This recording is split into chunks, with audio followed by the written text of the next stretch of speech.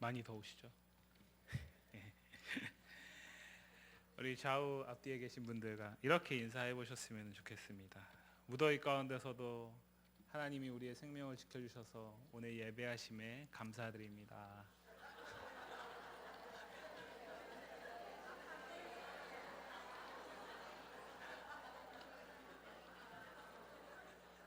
예, 예전에는 저희가 부모님들께 문안 인사를 드릴 때 밤새 안녕하셨는지 이렇게 인사를 항상 드렸던 것 같아요. 근데 요즘에는 자고 일어나는 것들이 너무나 당연하니까 그것에 대해서 그렇게 문안 인사를 드리는 그런 예전의 우리의 관습들은 많이 사라진 것 같은데, 정말 이 무더위 언론이나 기사를 통해서 접하는 내용들을 보면 정말 하나님이 우리의 생명을 지켜주시지 않으셨으면 우리가 오늘 이 자리에서 예배할 수 없는 것이 분명한 것 같습니다. 그렇기 때문에 우리가 힘들고 참 짜증나고 더운 상황 가운데서도 기꺼이 예배하는 것이고, 또 이 가운데서 하나님을 온전히 바라볼 수 있는 것이 아닌가 싶습니다. 제가 우연히 한 인터넷 기사를 이번 주에 봤는데요, 최근 날씨가 얼마나 더운지를 말하는 기사였습니다. 그 기사의 내용인즉슨 이랬습니다. 지금 이 서울을 비롯한 이 중부 서울 경기권의 이 기온은 어느 정도냐면, 그냥 길에다가 자동차 본네트에다가 계란을 풀면 후라이가 된다라는 얘기는 많이 들어보셨죠? 그냥 길에다가 생 베이컨을 올려놓으면 그것이 바싹 익을 만큼의 그런 엄청난 더위가 지금 우리가 살고 있는 삶에 찾아왔다라는 것을 언론을 통해 봤습니다. 조금 피부가 예민한 분들은 아마 약한 화상을 입으실 수도 있고, 그로 인해서 오늘 저희 고등부에도 보니까 한 학생이 얼굴을 완전 마스크로 다 가리고 왔더라고요. 그래서 저는 감기 걸린 줄 알고 어떻게 이런 날씨에 감기가 걸릴 수 있을까 생각을 했는데, 그게 아니라 피부가 워낙 민감해서 이게 약간 화상을 입어서 그렇게 하고 왔다라고 얘기를 하더라고요. 참 요즘 같으면 우리가 참 즐거움이라는 걸 찾기 힘든 그런 삶인 것 같습니다. 정말 하루하루 그냥 살아내는 거고, 살아야 되니까 사는 거고, 그런 것 같은 인생을 우리가 좀 살고 있는 것 같은데, 오늘 설교 제목이 무엇입니까? 예. 예. 오늘 설교 제목은 즐겁게 살면 낫다, 즐겁게 살면 좋겠다라가 아니라 즐겁게 살라라는 명령입니다. 자결하는 태양, 그로 인한 무더위로 우리가 지난 한 주 결코 즐거울 수 없는 삶을 살아왔겠지만, 그러한 우리에게도 오늘 전도서 기자는 즐겁게 살라고 말합니다. 참 어렵습니다. 성경이니까 얘기하는 거지라고 속으로 생각하시는 분들도 계시겠죠. 거의 불가능한 일이라고 생각하시는 분들도 적지 않을 것입니다. 왜냐하면 우리가 살다 보니까 이 세상이 참 우리의 즐거움을 빼앗아가는 것들이 너무나 많기 때문이죠. 최근에는 그것이 이제 날씨까지 빼앗아가고 있을 만큼 참 즐겁게 살기는 정말 어려운 것 같습니다. 그런데 오늘 전도서 기자가 본문에서 어떤 맥락 속에서 우리에게 즐겁게 살라고 말하는지를 보시면, 지금 우리가 생각하는 도저히 즐거워할 수 없고 짜증의 연속인 이러한 삶의 환경을 넘어서는 도저히 정말 즐거움하고는 상상조차 할 수 없는 그런 상황을 전도서 기자가 이야기하면서 오늘 우리에게 즐겁게 살라라고 말하고 있다라는 것을 알게 됩니다. 우리가 잠깐 전도서 내용을 되짚어 보면, 전도서 기자는 오늘 우리에게 말한 이 삶을 즐겁게 하라, 그러니까 즐겁게 살라라는 이 내용을 오늘 본문에서 처음 이야기하고 있지 않습니다. 전도서 전체 안에서 6번 정도를 이야기를 했는데, 앞에 내용들 가운데서는 이런 것이었죠. 오늘의 수고를 내일을 위한 희생으로 여기지 말고 이 하루하루의 삶 자체에서 그 자체만으로 만족하고 그 자체 안에서 자족하는 것, 그것이 우리 그리스도인에게 삶에 대한 중요한 자세이고, 그것이 우리의 삶을 더욱더 유익되고 즐겁게 하는 것이다 라는 것을 분명히 전도서 기자가 이야기를 했습니다. 그렇다면 오늘 본문은 그 내용을 다시 한번 반복하는 것일까요? 그렇다라기보다는 오늘 본문은 그 내용을 조금 더 확장시키고 있는 것이고, 근본적으로 우리의 존재론적인 즐거움, 우리의 삶이 왜 즐겁게 살 수밖에 없는 것인지에 대해서 오늘 전도서 기자는 이야기하고 있습니다. 앞선 본문에서 8장 본문에서 우리는 전도서 기자가 해 아래에서 이해할 수 없는 수없이 많은 일들, 가령 그런 것이죠. 악인들이 오히려 더 잘되고 의인들이 오히려 더 어려운 삶을 살면서 그것이 그 이 땅에서의 삶 가운데서는 역전되지 않는 모습, 오히려 악인들임에도 불구하고 그들이 더 이 땅에서도 잘 살고 죽음 이후에도 그것이 더 나아 보이는 것 같은 그런 모습, 그런 것들을, 그런 어떤 도저히 이해할 수 없는 아이러니한 상황들을 전도서 기자는 이해하기 위해서 지혜를 구했습니다. 그러한 상황 가운데서 전도서 기자가 찾은 지혜를 만났느냐? 그렇지 못했습니다.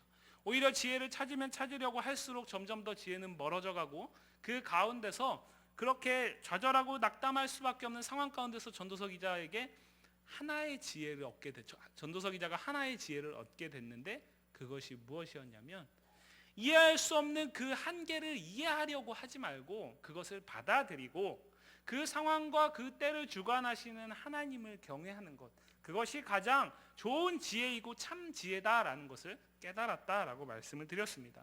그것이 최고의 지혜라는 거죠. 그것을 염두에 두고서 오늘 9장 1절 말씀 보면 이 모든 것을 내가 마음에 두고 이 모든 것을 살펴본즉 이라고 전도서 기자는 9장 1절 말씀을 시작하고 있습니다. 분명히 그 이해할 수 없는 상황 가운데서 그것을 인정하고 그것을 받아들이고 하나님을 경외하는 것, 그것이 더 나은 것이다, 그것이 더 복된 것이다 라는 것을 전도서 기자는 알고 있지만, 오늘 우리가 읽었던 9장 1절부터 12절 가운데 1절부터 6절 그리고 11절 12절에서는 다시 한번 이해할 수 없는 그 상황들을 또 다시 한번 얘기하고 있습니다. 가령 2절 말씀 보시면 모든 사람에게 임하는 그 모든 것이 일반이라 의인과 악인, 선한 자와 깨끗한 자와 깨끗하지 아니한 자, 제사를 드리는 자와 제사를 드리지 아니하는 자에게 일어나는 일들이 모두 일반이니 선인과 죄인, 맹세하는 자와 맹세하기를 무서워하는 자가 다 일반이다. 분명히 서로 대립되는 삶의 모습을 가지고 있는데 결국에는 그 끝은 똑같다라는 거죠. 그것을 전도서 기자는 얘기를 하고 있습니다. 그런데 오늘 이 9장 본문에서는 특별히 전도서 기자가 더욱 집중하는 것이 무엇이냐면 산 자와 죽은 자, 삶과 죽음의 문제를 대조하고 있다라는 것입니다. 우리 4절 말씀 한번 다 같이 읽어볼까요? 9장 4절 말씀 다 같이 읽습니다.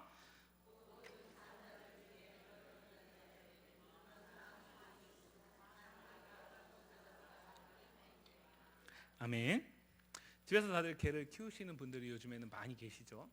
개가 자식이라고도 하고 자식보다 더 낫다라고도 하죠. 그런데 그러한 삶을 살고 있는 우리에게는 이 표현이 잘 와닿지 않습니다.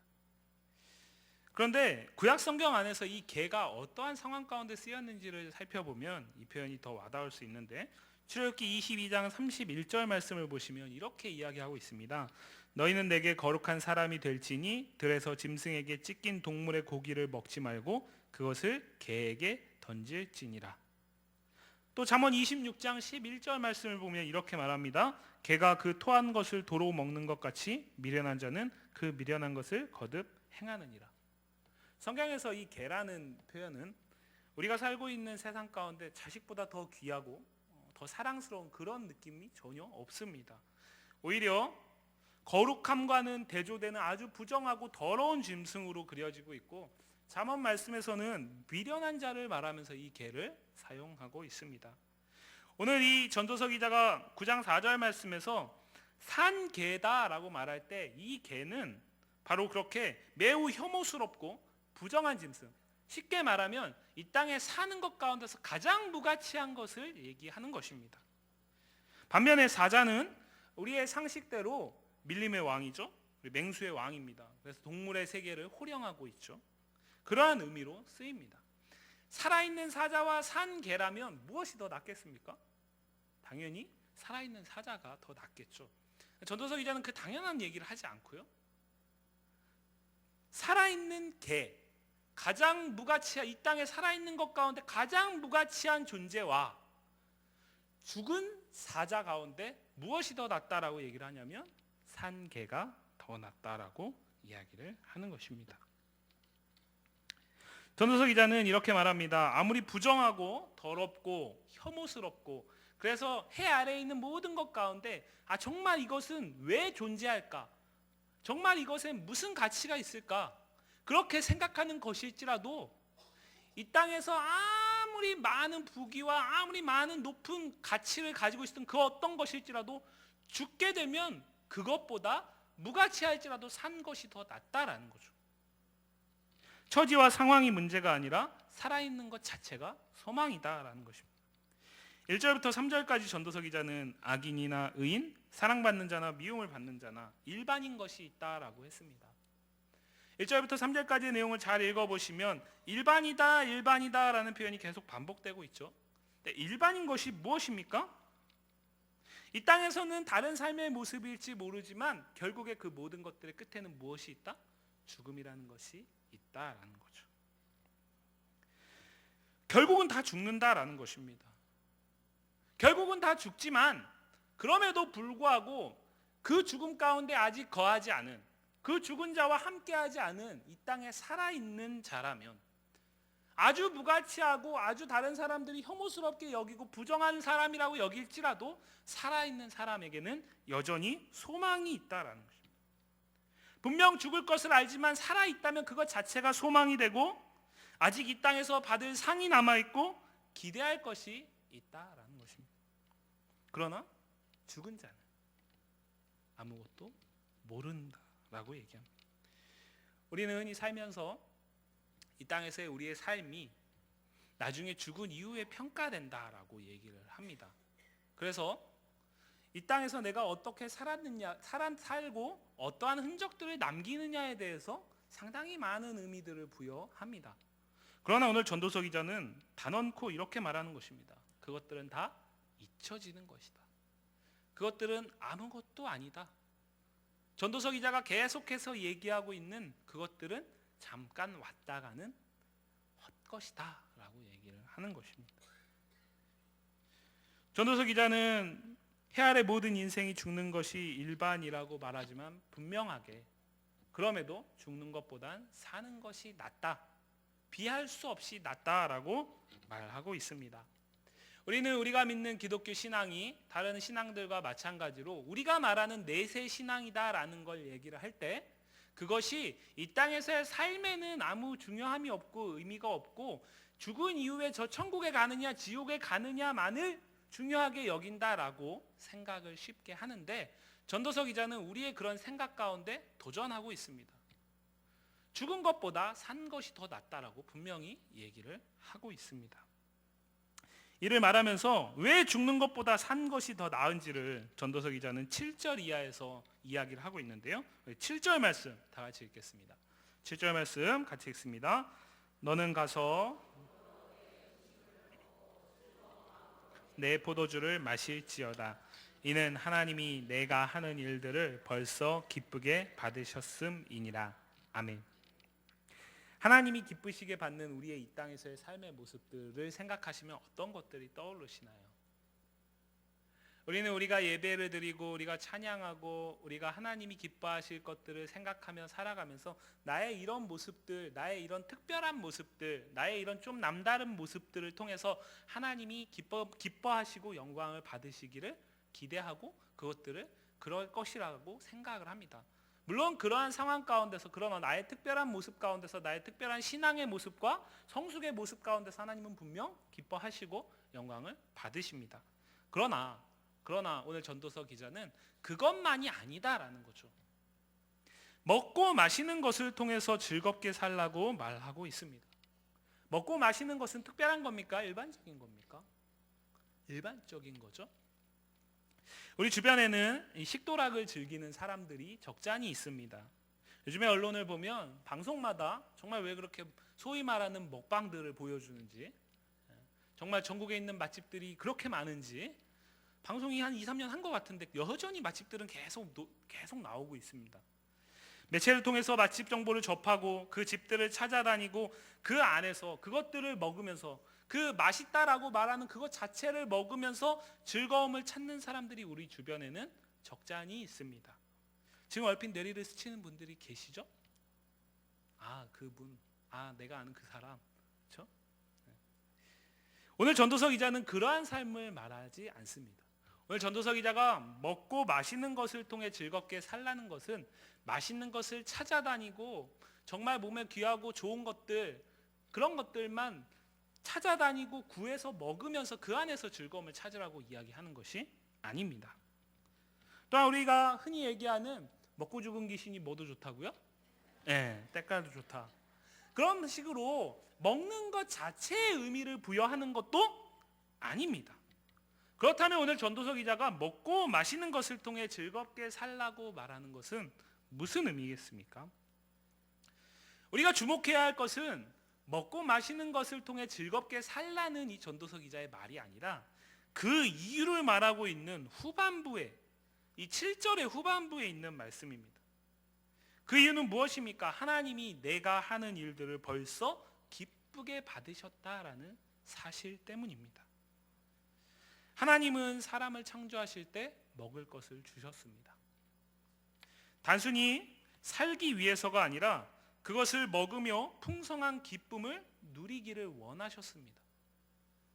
쉽게 말씀드리면 생명을 연명하는 수단으로, 연장하는 수단으로 먹을 것을 주신 것이 아니라, 생존의 목적으로만 먹을 것을 주신 것이 아니라 그 자체를 통해서도 하나님의 은혜를 누리기를 원하셔서 하나님은 인간을 창조하시고 먹을 것을 주셨습니다. 창세기 1장 29절 말씀을 보면 이렇게 말하고 있습니다. 하나님이 이르시되 내가 온 지면에 씨 맺는 모든 채소와 씨 가진 열매 맺는 모든 나무를 너희에게 주노니 너희의 먹을 거리가 되리라. 에덴의 인간을 만드신 하나님께서는 에덴 동산의 그 최초의 인간들에게 먹을 거리를 주셨습니다.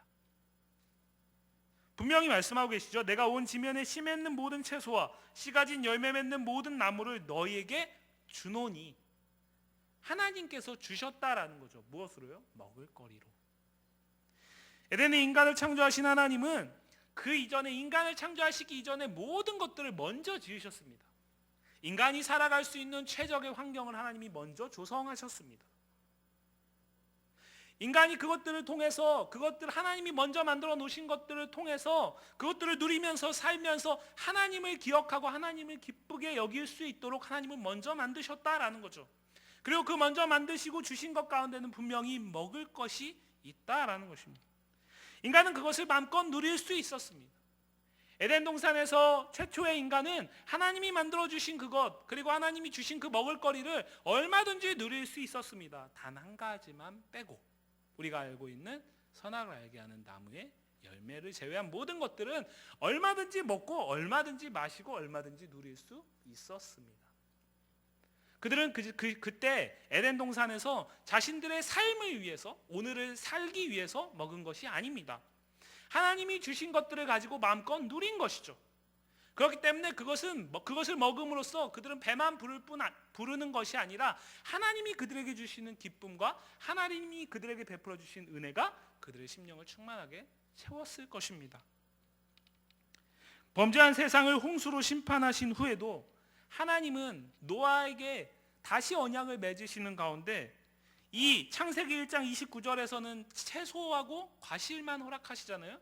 그런데 노아 홍수 이후에는 이제 산 동물까지도 먹을 것으로 허락하십니다. 분명히 인간에게 먹을 거리는 하나님이 주시는 것입니다. 이에 대해서 시편 기자는 이렇게 말하고 있습니다. 우리 시편 104편 15절 말씀 다 같이 읽겠습니다. 사람의 마음을 기쁘게 하는 포도주와 윤택하게 하는 기름과 사람의 마음을 힘있게 하는 양식을 주셨도다. 아멘. 시편 기자는 하나님이 사람을 기쁘게 하기 위해서 포도주를 주셨다.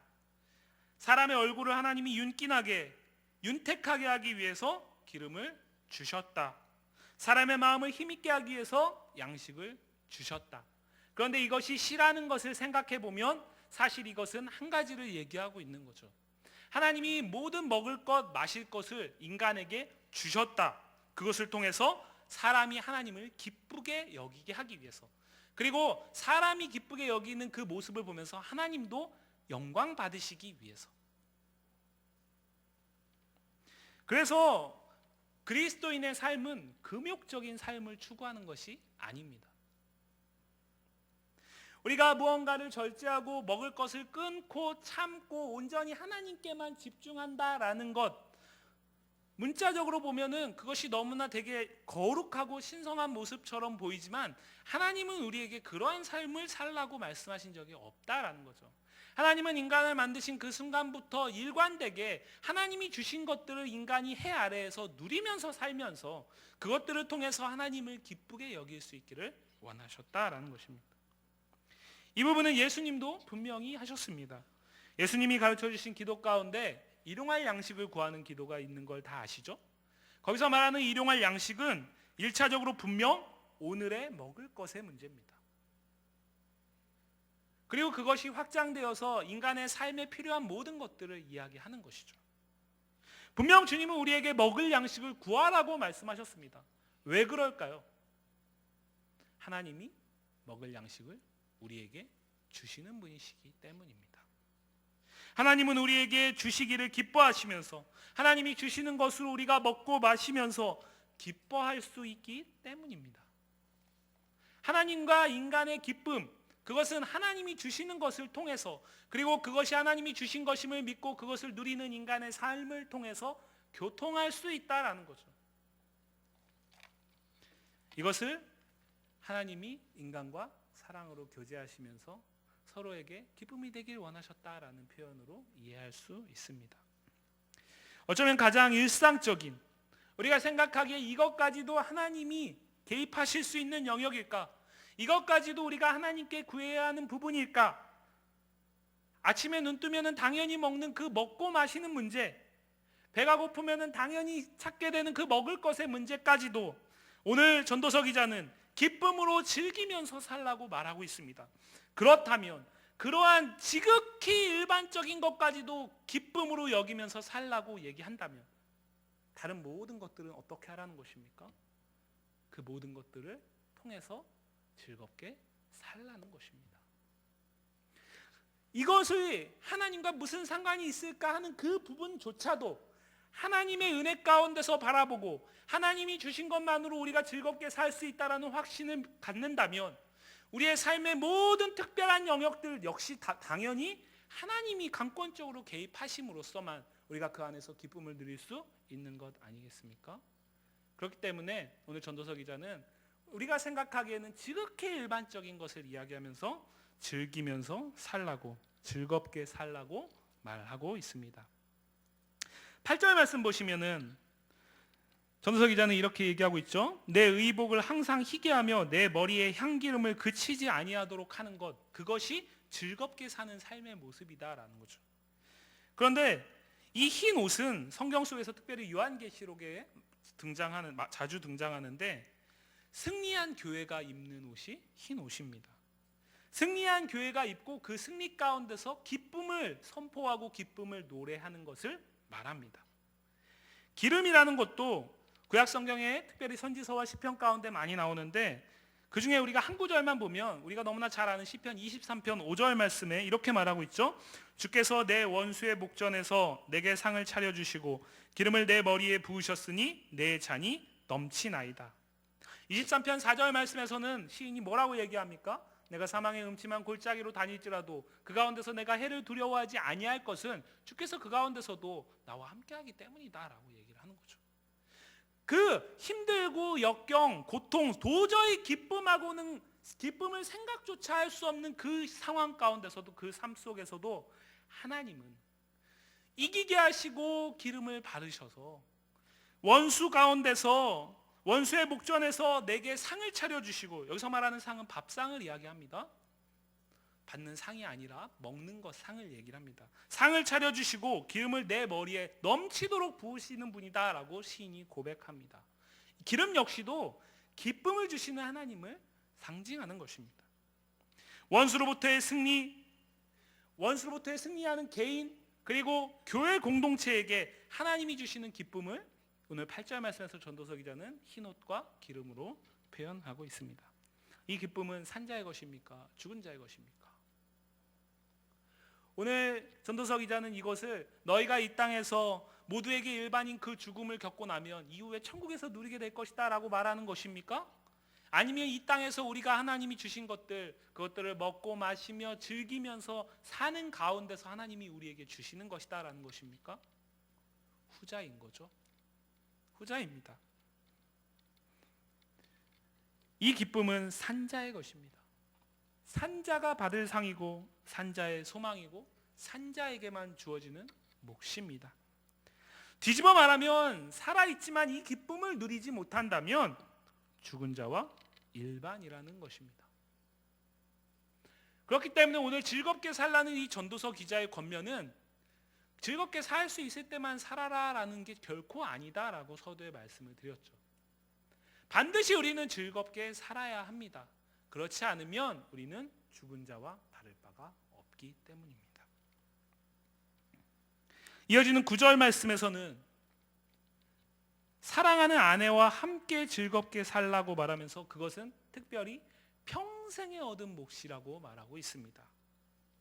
잠언 5장 18절 말씀도 이렇게 말합니다. 내가 젊어서 취한 아내를 즐거워하라고 분명히 말하고 있습니다. 이 역시도 전도서 기자는 지금 에덴을 생각하고 있는 것이 분명합니다. 에덴의 인간을 창조하시고 먹을 것을 주심으로써 그것들을 누리고 그것들 속에서 기쁘게 살아갈 수 있도록 하나님은 먼저 은혜를 베푸셨고, 그 에덴 가운데 아담이 독처하는 것이 보기 좋지 않으셔서 하와를 갈비뼈를 취해서 허락하시고 한 몸을 이루게 하시면서 배필로서 결혼을 제도로 시작하게 하셨습니다. 이 역시도 하나님이 해 아래 인생에게 주신 선물이고, 그렇다면 우리는 마땅히 이 가운데서도 즐거움을 누려야 합니다. 결혼의 의미가 갈수록 퇴색되고 즐거움이라기보다는 고통과 속박으로 이해하는 우리 시대, 2016년에 대한민국을 살아가는 이 해 아래 인생들에게 전도서 기자는 그들이 웃을지 모르지만, 그들이 동의하지 않을지 모르지만 분명하게 말합니다. 그것은 산자의 특권이다. 그것은 마땅히 특권으로서 그 가운데서도 우리가 기쁨을 누려야 할 몫으로 하나님이 주신 것이다 라고 말하고 있습니다. 지금 결혼을 통해서 가정을 이루신 우리 성도님들, 여러분들의 결혼 생활에 즐거움이 넘치십니까? 그것이 하나님의 은혜의 소산으로 여겨지시고 그것이 내가 살아있기 때문에 하나님이 내게 주신 상이고 몫이라고 믿으십니까? 세상은 우리에게 그렇지 않다라고 말을 하고 있죠. 그러나 성경은 우리에게 그것이 하나님이 태초에 인간을 지으시고 그 인간에게 즐겁게 살 수 있도록 허락하신 제도라고 분명히 말하고 있습니다. 이어지는 10절 말씀에서는 수고함의 문제를 말합니다. 이 역시도 기억하시겠지만 앞선 본문에서 전도서 전반부에서 말한 것인데, 다시 말하면 해 아래에서 수고하고 애쓰는 것, 그것이 미래에 더 나은 삶을 위한 희생이나 어떤 담보의 성격이 아니라 오늘 하루 내가 그것을 수고할 수 있는 것, 오늘 하루 내가 일할 수 있는 것, 그것 자체를 즐거움으로 여기라는 것입니다. 이 역시도 에덴으로 우리를 안내합니다. 비록 범죄한 후에 형벌처럼 우리에게 노동과 수고라는 것이 주어진 것 같지만, 사실 하나님은 인간을 만드실 때 인간에게 노동의 은혜를 베푸셨습니다. 인간이 하나님이 주신 것들을 그냥 가만히 있으면 하나님이 입에 넣어주시지 않았죠. 하나님이 먹을 거리를 주셨지만 그것들을 인간이 취해서 먹어야만 기쁨을 누릴 수 있는 거죠.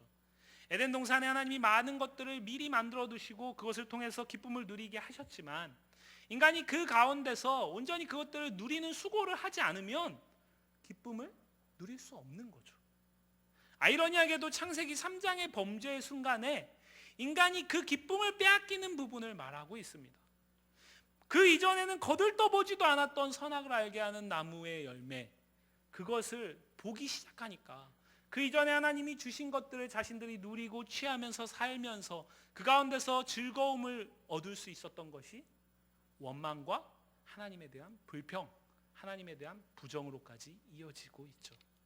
그러나 하나님께서는 그 가운데서도 인간을 만약에 하나님이 약속하신 대로라면 죽이셔야 되는 거잖아요. 그러나 하나님은 그 가운데서도 겉보기에는 형벌일지 모르지만 인간에게 산자에게만 주어질 수 있는 기회를 허락하시는데, 그것이 수고하여 소산을 먹고 사는 문제입니다. 전도서 기자는 해 아래 인생, 특히 지혜의 한계를 인식하고 여호와를 경외하기를 기뻐하는 자, 바로 우리 성도들에게, 그리스도인들에게 말하고 있습니다.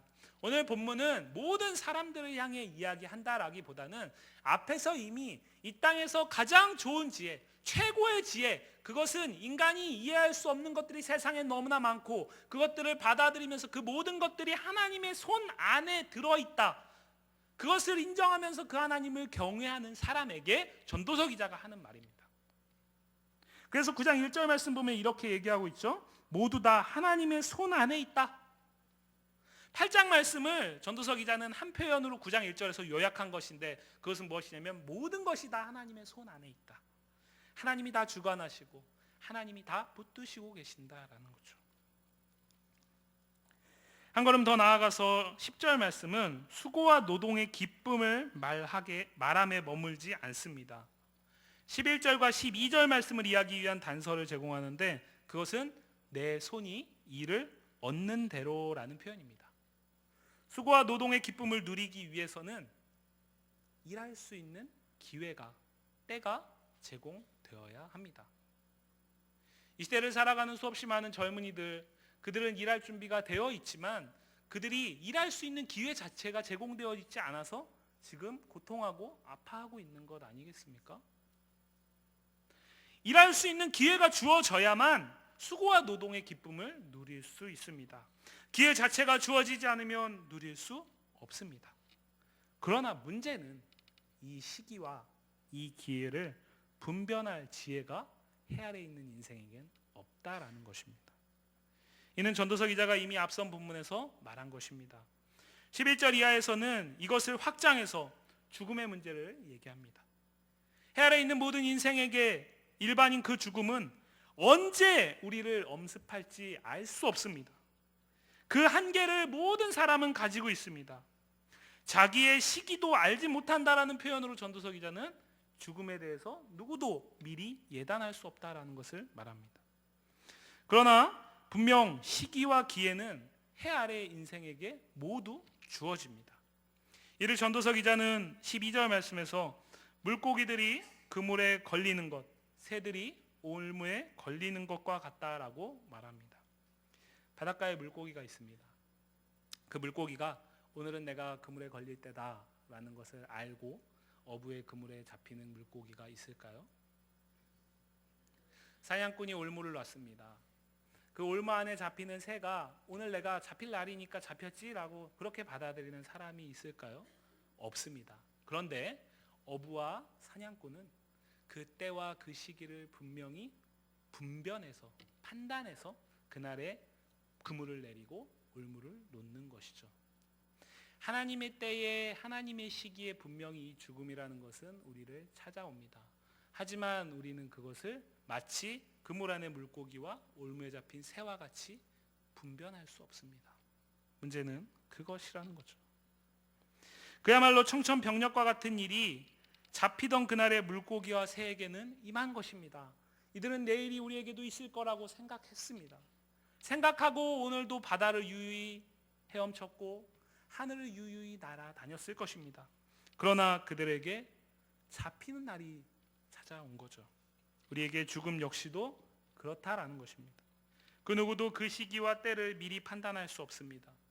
모두에게 홀연히 찾아오는 것입니다.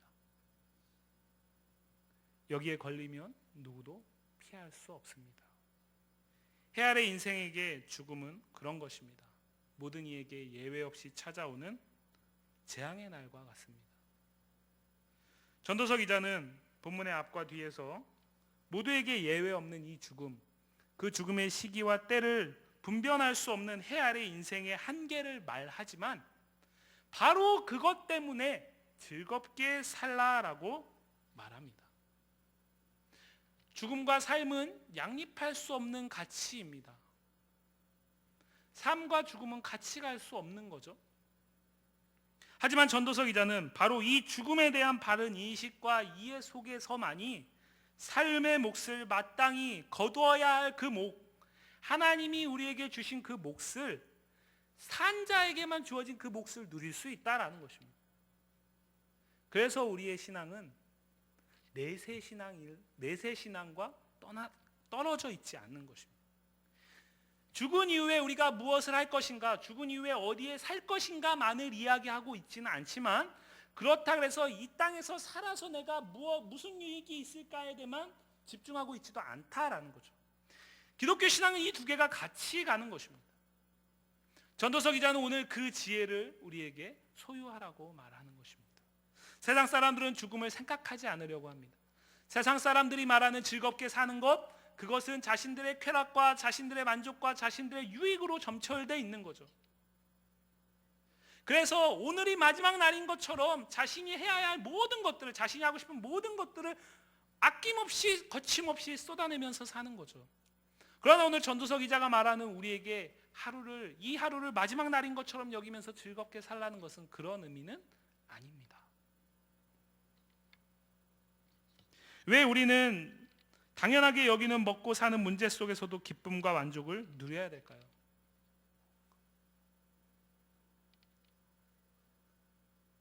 왜 우리가 살아가는 모든 순간 가운데 이 날이 마지막이다라는 것을 잊어서는 안 될까요?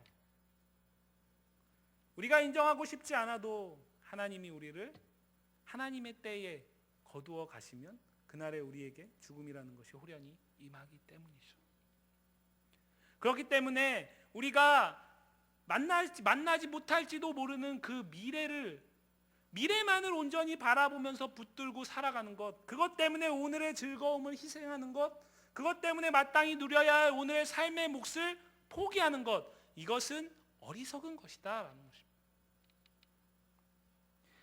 헤아리 인생들에게 먹고 마시는 것, 수고하는 것, 이것은 예수를 믿는 사람과 그렇지 않은 사람 모두에게 동일하게 있는 모습입니다.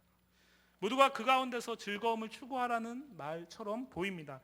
그러나 하나님이 정한 때에 부르심, 죽음이 있다라는 사실을 이해하는 자와 그 사실을 이해하지 못하는 자는 근본적으로 다릅니다. 죽음을 생각하지 않는 자는 좀 전에도 말씀드렸듯이 그것이 자신의 쾌락을 위한 것입니다. 그 즐거움의 주체가 자신입니다. 그 만족과 기쁨의 주체가 자신입니다. 그러나 죽음이 호련히 임할 것을 아는 자는 그날이 임하기 전에 오늘 생명을 주신 그 하나님을 생각하면서 이 하루 우리에게 베풀어 주신 것들을 온전히 누림으로써 주신 하나님을 기쁘게 여기는 거죠. 그 하나님으로 인해 주어지는 기쁨을 사는 것입니다. 그래서 그리스도인이 말하는 즐거운 삶과 믿지 않는 사람들이 말하는 즐거운 삶은 표현은 똑같이 즐겁게 사는 것이지만 근본적으로 다른 것이죠. 우리에게 즐거운 삶은 하나님이 주신 선물입니다. 우리에게 주어지는 먹고 마시는 것, 우리에게 산 자에게만 주어지는 그 복, 그것은 하나님이 주신 은혜의 소산입니다. 내가 쟁취하는 것 같지만 하나님이 주지 아니하시면, 하나님이 그 손을 펴지 아니하시면, 모든 것이 하나님의 손 안에 있는데 이 손을 하나님이 펴서 내게 주지 아니하시면 그것은 나의 것이 아닙니다. 그러면 우리가 그 하나님이 주신 것을 통해서 즐겁게 살면서 기쁨을 누릴 수 있으려면 그 기쁨의 근원 되시는 하나님께 온전히 향해야 되는 거죠. 하나님이 왜 내게 이것을 주실까? 하나님이 오늘 내 삶을 통해서 무엇을 받기를 원하실까? 하나님이 오늘도 나를 통해서 무엇을 통해서 기쁘게 여김받기를 원하실까를 고민하면서 우리는 살아야 된다라는 것입니다. 그것이 머리 아픈 것이 아니다라는 거죠. 그것이 참된 즐거움으로 우리를 이끌어갈 것이고 그것이 우리의 삶을 더 큰 기쁨으로 채워갈 것이다 라고 전도서 기자는 말하고 있습니다. 바로 이것을 말하기 위해서 전도서 기자는 9장 7절부터 10절까지 에덴으로 우리를 계속해서 이끌어가고 있는 거예요. 왜 그럴까요?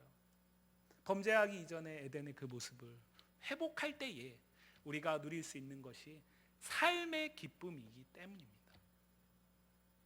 하나님은 바로 그것을 위해서 그 아들을 우리에게 보내주셨습니다. 예수님이 우리를 구원하신다라는 것은 죄로부터 우리를 해방하시는 것뿐만 아니라 옛사람의 삶, 그 죄악된 삶, 그 삶을 버리고 새 사람으로 사는 것이며 에덴의 삶을 새 에덴으로 회복하는 것입니다.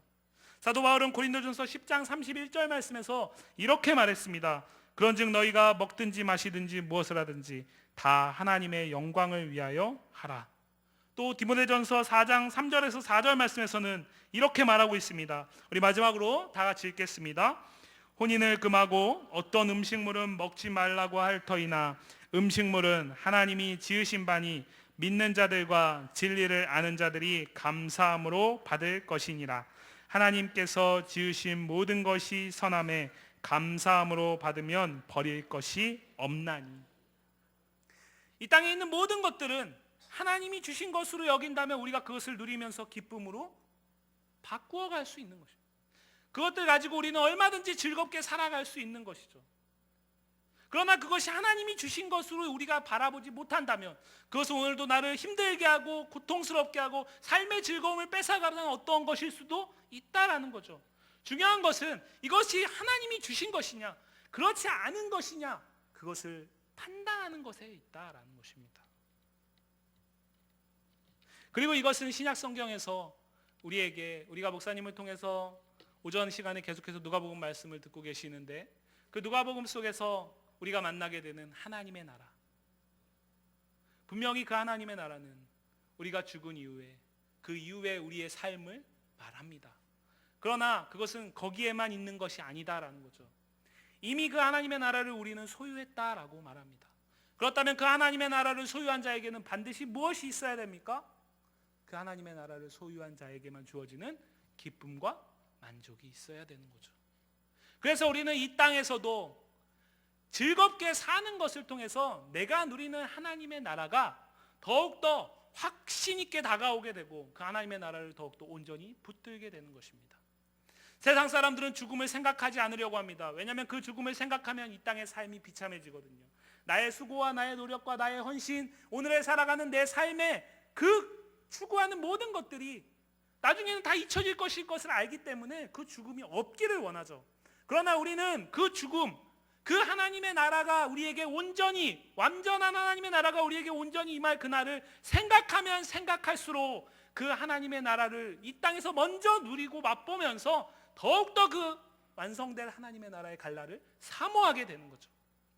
그렇기 때문에 우리가 이 땅에서 즐겁게 사는 것은 내세 신앙을 버리는 것이 아니라 즐겁게 사는 것을 통해서 하나님이 이미 주어진 하나님의 나라를 온전히 누리고 완성될 하나님의 나라를 더욱더 갈망하게 하는 것입니다.